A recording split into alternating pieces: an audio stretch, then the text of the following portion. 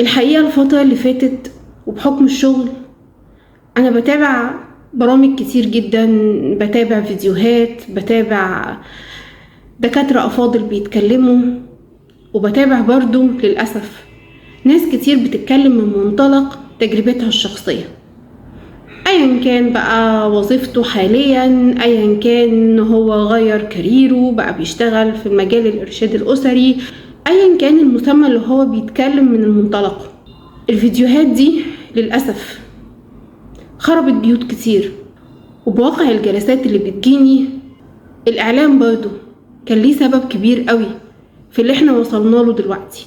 فاضل على رمضان، كل سنة وحضراتكم بألف خير، تقريبا شهرين أو أكتر حاجة بسيطة، وكل اللي أنا بترجاه إن المسلسلات اللي بتتعمل في رمضان واللي مفيش ديانة سماوية ترضى بيها، كفاية موضوعات عن الخيانة والغدر، كفاية موضوعات عن البلطجة، كفاية ولادنا يشوفوا ان الدم شيء عادي، وان هو مش هياخد حقه الا لو كان لابس لبس غريب وحالق حلقة غريبة ومعاه اي آلة من السلاح الابيض.